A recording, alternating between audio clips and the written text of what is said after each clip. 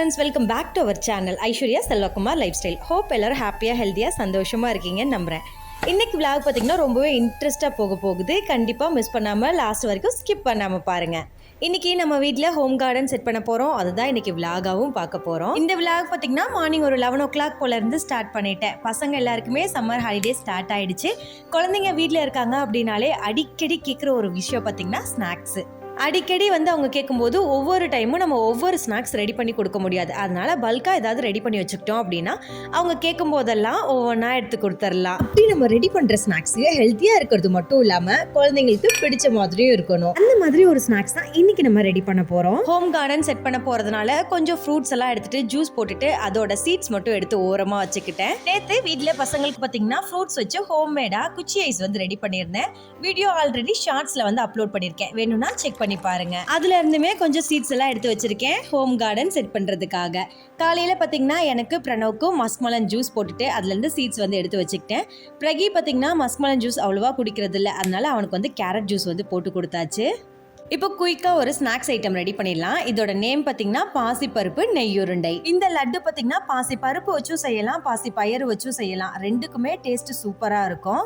நான் இன்னைக்கு பாசி பருப்பு எடுத்துக்கிட்டேன். 200 கிராம் அளவுக்கு பாசி பருப்பு எடுத்துக்கலாம். அதை லோ ஃப்ளேம்லே அடுப்பில் வச்சுட்டு நல்ல கலர் சேஞ்ச் ஆகிற வரைக்கும் நல்லா வறுத்துக்கலாம். பாசி பருப்பு நல்லா வறுத்துட்டு அதுக்கப்புறமா நெய்யுருண்டை செய்யும் போது அதோட பச்சை வாசம் வராமல் இருக்கும். அதனால லோ ஃப்ளேம்லே வச்சுட்டு நல்ல கலர் சேஞ்ச் ஆகிற வரைக்கும் வறுத்து எடுத்துக்கலாம். அளவுக்கு கலர் சேஞ்ச் ஆனதுக்கப்புறமா அப்படியே அடுப்பு ஆஃப் பண்ணிடலாம். ரொம்பவும் வறுத்தோம் அப்படின்னா அடி பிடிச்சிரும்.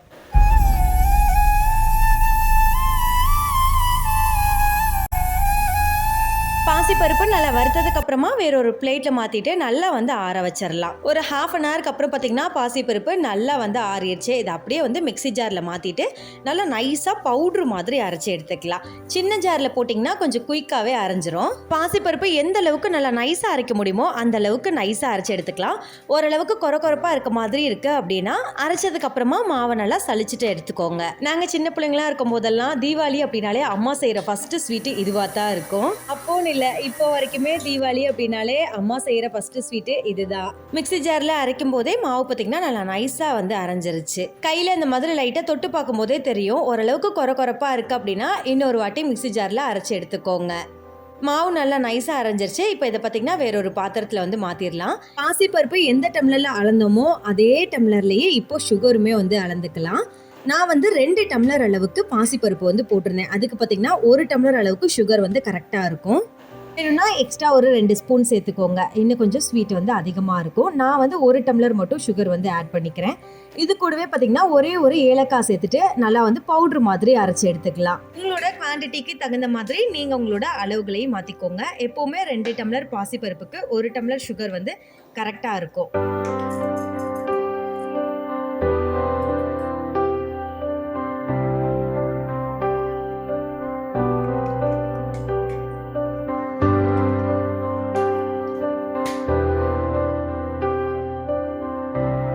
சர்க்கரையும் நல்லா பவுட்ரு மாதிரி அரைச்சிட்டு அதையுமே மாவோட சேர்த்துட்டு நல்லா ஒரு வாட்டி மிக்ஸ் பண்ணி விட்டுறலாம். அப்போ தான் பார்த்தீங்கன்னா மாவும் சுகரும் ரெண்டும் ஒன்றா கலந்து இருக்கும். 20லேருந்து 25 முந்திரி நல்லா பொடியாக கட் பண்ணி எடுத்திருக்கேன். அதை பார்த்தீங்கன்னா நெய்யில் நல்லா கலர் சேஞ்ச் ஆகிற வரைக்கும் வறுத்துட்டு இதையுமே பார்த்தீங்கன்னா மாவு கூடவே சேர்த்துக்கலாம். இந்த லட்டு செய்கிறதுக்கு நெய் பார்த்தீங்கன்னா கொஞ்சம் அதிகமாக தான் தேவைப்படும். ஃபஸ்ட்டு கொஞ்சமாக ஆட் பண்ணிவிட்டு முந்திரியை வறுத்து அதை ஃபுல்லாக மாவு கூட சேர்த்துக்கலாம். நெய் நல்லா சூடாக இருக்கிறதுனால ஃபஸ்ட்டு ஒரு 2 நிமிஷத்துக்கு கரண்டியாட கலந்து விட்டுட்டு அதுக்கப்புறம் கை வச்சு நல்லா கலந்து விட்டுருங்க. அப்பதான் முந்திரி பார்த்தீங்கன்னா எல்லா பக்கமும் ஈவனா ஸ்ப்ரெட் ஆகும். இந்த லட்டு செய்யும் போது கண்டிப்பா நெய் பார்த்தீங்கன்னா மிதமான சூட்ல இருக்கணும். ஃபர்ஸ்ட் கொஞ்சமா நெய் சூடு பண்ணிட்டு அதை மாவோட சேர்த்துட்டு கலந்துக்கலாம். மாவு கூட நெய் சேர்க்கும் போது ஒரு ஓரமா சேர்த்துட்டு இந்த மாதிரி கையால லட்டு மாதிரி பிடிச்சு எடுத்துக்கலாம். நெய் சேர்க்கும் போது கண்டிப்பா மிதமான சூட்ல இருக்கணும். அப்போதான் இந்த மாதிரி லட்டு மாதிரி பிடிக்க வரும். அவ்வளவுதாங்க, சூப்பரான பாசிப்பருப்பு நெய்யுருண்டை ரெடி ஆயிடுச்சு. இது ஓரமா அப்படியே ஒரு பிளேட்ல மாத்தி வச்சிடலாம். இது போலவே எல்லா உருண்டைகளுமே பிடிச்சு எடுத்துக்கலாம். கொஞ்ச நேரத்துக்கு அப்புறமா பார்த்தீங்கன்னா உருண்டை பிடிக்க வராது, நெய் தீர்ந்து போயிருக்கும். அப்போ இன்னும் கொஞ்சமா நெய் பார்த்தீங்கன்னா லைட்டா சூடு பண்ணிட்டு மாவோட ஆட் பண்ணிட்டு மறுபடியும் லட்டு மாதிரி பிடிச்சு எடுத்துக்கலாம். ஃபர்ஸ்ட் டைம் நெய் ஆட் பண்ணி பிடிச்சதுல எனக்கு பார்த்தீங்கன்னா ஒரு 8-9 உருண்டை வந்துருச்சு. அதுக்கப்புறம் நெய் தீர்ந்து போயிடுச்சு. திரும்ப நெய் சூடு பண்ணி ஊற்றிட்டு அதுக்கப்புறமா திரும்பவும் லட்டு பிடிச்சு எடுத்துக்கிட்டேன். 200 கிராம் பாசிப்பருப்புக்கு எனக்கு பார்த்தீங்கன்னா ஒரு 15லேருந்து 18 உருண்டை வரைக்கும் கிடைச்சிருந்துச்சு. இந்த உருண்டை பார்த்தீங்கன்னா ரொம்பவே குயிக்காக வந்து ரெடி பண்ணிடலாம். கண்டிப்பாக ட்ரை பண்ணி பார்த்துட்டு எப்படி இருந்தது அப்படின்னு மறக்காம கமெண்ட்ல சொல்லுங்க. எல்லா உருண்டைகளையுமே பிடிச்சிட்டு இதை பார்த்தீங்கன்னா ஒரு அகலமான பாத்திரத்தில் ஒரு அகலமான டிஃபன் பாக்ஸில் வந்து மாற்றி எடுத்து வச்சுக்கலாம். அப்போதான் எடுக்கிறதுக்கு கொஞ்சம் ஈஸியாக இருக்கும். அப்படி இல்லை அப்படின்னா எடுக்கும்போது உருண்டைகள் வந்து உடையிறதுக்கு வாய்ப்பு இருக்கு. இந்த ஸ்நாக்ஸ் செய்யறதுக்கு மொத்தமாகவே பார்த்தீங்கன்னா ஒரு ½ அன் ஹவர் கூட ஆகாது. ரொம்பவே வேலையும் வந்து கம்மி, அதே சமயம் ஹெல்த்தியாகவும் டேஸ்ட்டாகவும் இருக்கும். கண்டிப்பா ட்ரை பண்ணி பார்த்துட்டு எப்படி இருந்ததுன்னு மறக்காம கமெண்ட்ல சொல்லுங்க.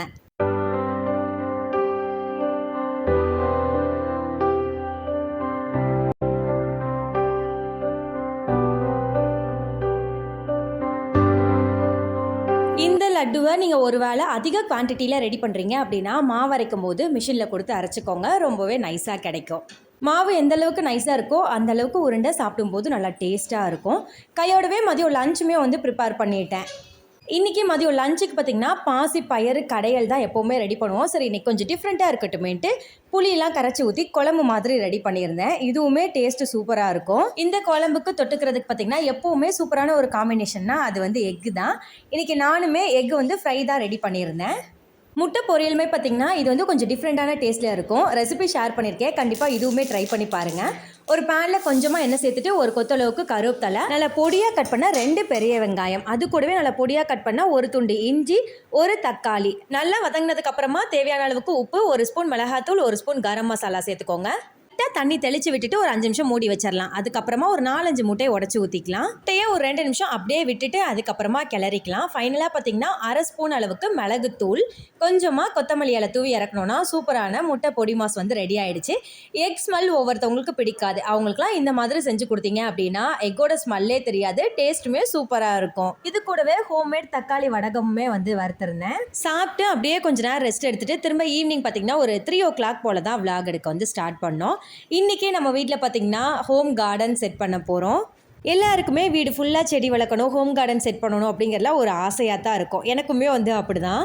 அதுக்கான ஃபஸ்ட்டு ஸ்டெப் பார்த்திங்கன்னா இன்றைக்கி வந்து எடுத்து வச்சாச்சு. ஆல்ரெடி இங்கே வந்து 2-3 செடி இருந்தது. முன்னாடி பார்த்திங்கன்னா தக்காளி, மிளகாய் அதெல்லாம் போட்டிருந்தோம். நம்ம வந்து வீடு வந்து எக்ஸ்டெண்ட் பண்ணும்போது அது எல்லாமே வந்து வீணாக போயிடுச்சு. எல்லாத்தையுமே பிடுங்கி போட்டுட்டோம். ஸோ மறுபடியும் இந்த இடத்துல பார்த்திங்கன்னா தொட்டி வாங்கி அதில் வந்து செடி வந்து வச்சுருக்கேன். ஆல்ரெடி இந்த இடத்துல பார்த்திங்கன்னா மல்லிகைப்பூ, அது கூடவே பார்த்திங்கன்னா மிளகு தக்காளி கீரையுமே வந்து இருக்குது. மல்லிகைப்பூ இப்போ சீசன் அப்படிங்கிறனால நிறையா வந்து மொக்கு வச்சுருக்கு. டெய்லி வந்து நல்லா வந்து பூ பூக்குது. ஃபுல்லாக நம்மளால் பல்காலாம் எல்லாமே எதுவுமே வந்து ரெடி பண்ண முடியாது. அதனால ஒவ்வொரு வீக் கொஞ்சம் கொஞ்சமாக நம்மளால் முடிஞ்ச அளவுக்கு ரெடி பண்ணிக்கலாமேன்னு சொல்லிட்டு இந்த வீக் பார்த்திங்கன்னா ஒரு 7லேருந்து 8 ஃப்ளவர் பாட் வந்து வாங்கிட்டு வந்திருந்தேன். ஃப்ளவர் பாட் வாங்கும் போதுமே ஒரு ரோஸ் செடியும் கூடவே வந்து பார்த்திங்கன்னா அந்த மஞ்சள் கலர் செவ்வந்தி பூ இருக்கும்ல அதுவுமே வந்து வாங்கிட்டு வந்திருந்தோம். செம்மண் பார்த்திங்கன்னா ஒரு மூட்டை அளவுக்கு இந்த பாட்டுக்கெல்லாம் தேவையான அளவுக்கு செம்மண் நேற்றே வந்து வாங்கிட்டு வந்து வச்சுருந்தோம். மண் எப்போவுமே ஃப்ளவர் பாட்டில் சேர்க்கும் போது அதில் கல்லெலாம் இருந்ததுன்னா அதெல்லாம் எடுத்துட்டு மண்ணை மட்டும் சேர்த்துக்கலாம். ஃபஸ்ட்டு மண்ணிலேருந்து கொஞ்சம் கொஞ்சமாக கல்லெல்லாம் பிரிச்சுட்டு மண்ணை மட்டும் ஃப்ளவர் பாட்டில் வந்து சேர்த்துக்கிட்டேன்.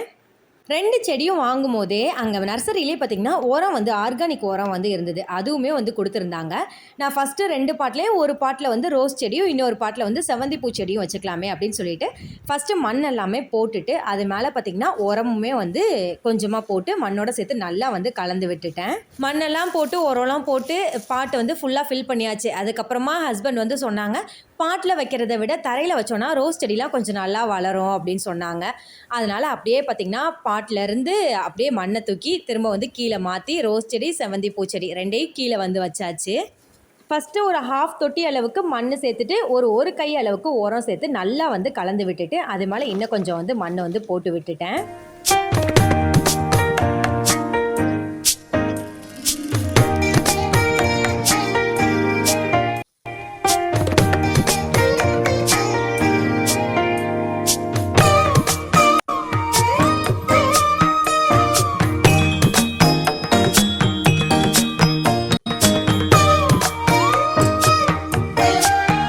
மதியம் டைமுங்கிறனால பிரணவ் பிரகி 2 பேருமே நல்லா தூங்கிட்டு இருந்தாங்க. நான் போட்டு முடிக்கும் போது இதெல்லாம் செட் பண்ணும்போதே டைம் பார்த்திங்கன்னா ஒரு 4க்கு மேலே ஆயிடுச்சு. பிரணவ் பிரகி 2 பேருமே எந்திரிச்சிட்டு வந்துட்டாங்க. அவங்களுமே வந்துட்டு செடியெல்லாம் வைக்கிறதுக்கு கொஞ்சம் ஹெல்ப் பண்ணாங்க. பார்க்குறதுக்கு வேலை வந்து கம்மியாக இருக்க மாதிரி தான் இருக்குது. ஆனால் வந்து நான் 3 மணிக்கு ஸ்டார்ட் பண்ணேன். இந்த வேலையெல்லாம் எனக்கு முடிக்கும் போது பார்த்தீங்கன்னா டைம் பார்த்தீங்கன்னா ஒரு 5:36 பக்கமாக ஆயிடுச்சு. அதனால் இந்த இடத்துல செடி எதுவும் வைக்காததுனால எக்ஸ்ட்ராவாக புல்லெல்லாம் பார்த்தீங்கன்னா நிறையா வந்து வளர்ந்துருந்தது. அதெல்லாம் எடுக்கிறதுக்கே எங்களுக்கு ஒரு 1/2 an hourக்கு மேலே ஆயிடுச்சு. இந்த இடத்த ஃபுல்லாக நல்லா க்ளீன் பண்ணி விட்டுட்டு எக்ஸ்ட்ராவாக கொஞ்சம் நிறையா வந்து செம்மண் கொட்டிட்டு அதுக்கப்புறமா தான் வந்துட்டு செடி எல்லாமே இங்கே வந்து வச்சிட்டோம். செடியெல்லாம் கொஞ்சம் வளர்ற வரைக்கும் கீழே வச்சுட்டு அதுக்கப்புறமா வந்து மாடிக்கு வந்து ஷிஃப்ட் பண்ணிக்கலாம் அப்படின்னு சொல்லிட்டு பிளான் பண்ணியிருந்தோம். அதனால தொட்டியெல்லாம் பார்த்தீங்கன்னா மணல் போட்டுட்டு விதையெல்லாம் போட்டுட்டு கீழே வந்து வச்சிட்டோம். இது வந்து ஓரளவுக்கு க்ரௌத் வர வரைக்கும் கொஞ்சம் நல்லா வந்து பார்த்துக்கணும். அதனால கீழே இருந்தால் அப்பப்போ வந்து பார்த்துட்டே இருக்கலாம். மேலே இருக்குது அப்படின்னா ஒவ்வொரு டைமும் போய் பார்க்க முடியாது. கொஞ்சம் அளவுக்கு வளர்ந்துருச்சு அப்படின்னா டெய்லி தண்ணி ஊற்றுறதுக்கு மட்டும் போய் பார்த்துட்டா போதும். அதனால செடி எல்லாமே கீழே வந்து வச்சாச்சு. நான் என்னென்ன விதையெல்லாம் போட்டேன் அப்படின்னு பார்த்தீங்கன்னா ஒரு பாட்டில் வந்துட்டு தர்பூசணி, இன்னொன்றில் வந்துட்டு ஆரஞ்சு வந்து கமலா ஆரஞ்சு போட்டிருக்கேன். அது வந்து சரியாக வளருதான்னு தெரில, இருந்தாலும் ட்ரை பண்ணி பார்ப்போமே அப்படின்னு சொல்லிட்டு போட்டிருந்தேன். வெஜிடபிள்னு பார்த்தீங்கன்னா ஒன்றில் வந்து வெண்டைக்காய், கத்தரிக்காய், அவரைக்காய், இன்னொன்றில் பார்த்தீங்கன்னா பீன்ஸ் வந்து போட்டிருந்தோம். எக்ஸ்ட்ராவாக இன்னொரு பாட்டில் வந்து மண் வந்து ஃபில் பண்ணிவிட்டு அதில் பார்த்திங்கன்னா மஸ்க்மெலனோட சீட்ஸ் வந்து போட்டிருந்தேன். ஆல்ரெடி இங்கே இருந்தது. அந்த கொடி பார்த்திங்கன்னா ரொம்பவே குயிக்காக வந்து வளர்ந்துரும். அதனால சரி அதுவுமே வந்து வச்சிடலாமேன்னு சொல்லிட்டு அதையுமே எக்ஸ்ட்ராவாக போட்டு வச்சுருக்கேன். இன்னும் நிறைய சீட்ஸ் எல்லாம் போடணும் அப்படின்னு சொல்லிட்டு நிறையா வந்து ஐடியா இருக்குது. சரி ஒட்டுக்கா நம்மளால் செய்ய முடியாது, ஒவ்வொரு வீக்காக கொஞ்சம் கொஞ்சமாக பார்த்துக்கலாமேன்னு சொல்லிட்டு இந்த வீக் பார்த்திங்கன்னா இதோட வந்து முடிச்சாச்சு. இது கூடவே பார்த்திங்கன்னா கொத்தமல்லி, கருவேப்பிலை, அதோட வந்து மிளகா இதெல்லாமே போடுற ஐடியா தான் இருந்தது. ஆனால் வந்து பாட் வந்து கம்மியாக இருந்ததுனால இப்போதைக்கு இது மட்டும் போட்டுட்டோம். சரி நெக்ஸ்ட் வீக் அதெல்லாம் போட்டுக்கலாம் அப்படின்னு சொல்லிட்டு.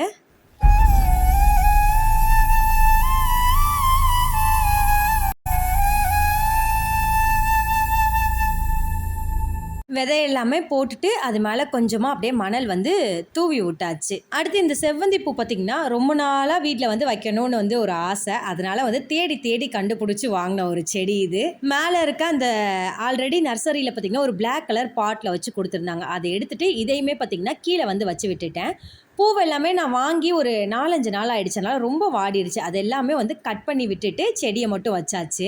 எல்லாத்தோட க்ரௌத்தையுமே நெக்ஸ்ட் போகிற ஷார்ட் வீடியோவில் அப்லோட் பண்ணுறேன். இது கூடவே இன்னைக்கு பார்த்தீங்கன்னா புதினாவுமே வந்து போட்டிருந்தோம். புதினா எப்போவுமே மணலில் வைக்கிறத விட தண்ணியில் போட்டு வைக்கிறோம் அப்படின்னா சீக்கிரமாக வேர் விட்டுரும். அதுக்கப்புறமா எடுத்து மண் தொட்டியில் வந்து மாற்றி வச்சுக்கலாம். புதினா வாங்கிட்டு அதில் இருக்க இலையெல்லாம் வந்து எடுத்துகிட்டு இந்த மாதிரி அதோட தண்டை மட்டும் எடுத்துக்கலாம். ஒரு பாட்டில் இல்லாட்டி பிளாஸ்டிக் டப்பாவில் கொஞ்சமாக தண்ணி ஊற்றிட்டு பாதி வந்து உள்ளே போகிற மாதிரி பாதி வந்து வெளியே இருக்கிற மாதிரி இந்த மாதிரி போட்டு வச்சுருங்க. எப்படின்னா இந்த மணி பிளான்ட்லாம் போட்டு வைப்போம்ல அதே மாதிரி தான்.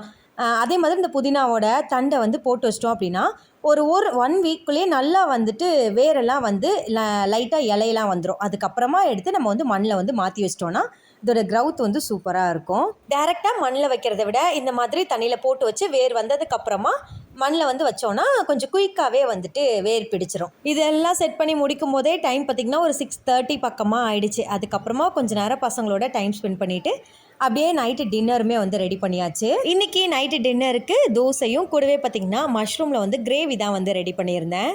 இந்த கிரேவி ரொம்பவே குயிக்காக ஒரு 10 to 15 மினிட்ஸ்லேயே வந்து ரெடி பண்ணிடலாம். டேஸ்ட்டுமே சூப்பராக இருக்கும். 2 பெரிய வெங்காயம் நீல வாக்கில் கட் பண்ணிக்கலாம். அது கூடவே பார்த்திங்கன்னா ஒரே ஒரு பெரிய சைஸ் தக்காளி அதையுமே பொடியாக கட் பண்ணிக்கோங்க. மஷ்ரூம் 2-3 வாட்டி நல்லா தண்ணியில் வாஷ் பண்ணிவிட்டு அதையுமே கட் பண்ணிக்கலாம். ஒரே ஒரு பச்சை மிளகா நீல வாக்கில் கட் பண்ணிவிட்டு உள்ளே இருக்க சீட்ஸ் எல்லாம் எடுத்துடலாம். பேனில் கொஞ்சமாக எண்ணெய் சேர்த்துட்டு பிரியாணி ஸ்பைசஸ் எல்லாமே ஆட் பண்ணிவிட்டு வெங்காயம், கருவேப்பிலை, தக்காளி இதெல்லாம் சேர்த்து நல்லா வதங்கினதுக்கப்புறமா 2 ஸ்பூன் குழம்பு மிளகாய் தூள் அவ்வளோதான். அது கூடவே மஷ்ரூம் சேர்த்துட்டு நல்லா கலந்து விட்டுட்டு ஒரு 10 நிமிஷம் அப்படியே மூடி வச்சுருங்க. வேறு எந்த மசாலாவுமே தேவையில்லை. இதிலே வந்து டேஸ்ட்டு சூப்பராக இருக்கும். ஃபைனலாக பார்த்திங்கன்னா ஒரு கைப்பிடி அளவுக்கு துருவின தேங்காய், அது கூடவே 4-5 முந்திரி, 1 ஸ்பூன் அளவுக்கு கசகசா சேர்த்து ஃபைன் பேஸ்ட்டாக அரைச்சி சேர்த்துக்கோங்க. தண்ணி வேணும்னா எக்ஸ்ட்ராவாக ஆட் பண்ணிக்கோங்க. ஃபைனலாக கொத்தமல்லி தழை தூவி இறக்கிடலாம். இட்லி, தோசை, சப்பாத்தி எல்லாத்துக்குமே சூப்பரான ஒரு காம்பினேஷனாக இருக்கும். இப்போ நம்ம வீடியோட எண்டுக்கு வந்தாச்சு. கண்டிப்பாக எல்லாருக்கும் வீடியோ ரொம்ப பிடிச்சிருக்கும்னு நினைக்கிறேன். நீங்கள் நம்ம சேனல் புதுசுனா மறக்காமல் நம்மளோட சேனலை சப்ஸ்கிரைப் பண்ணிவிட்டு ஃப்ரெண்ட்ஸ் அண்ட் ஃபேமிலிக்கும் ஷேர் பண்ணிடுங்க. இதே மாதிரி நெக்ஸ்ட் வீடியோவில் மீட் பண்ணலாம். பாய்.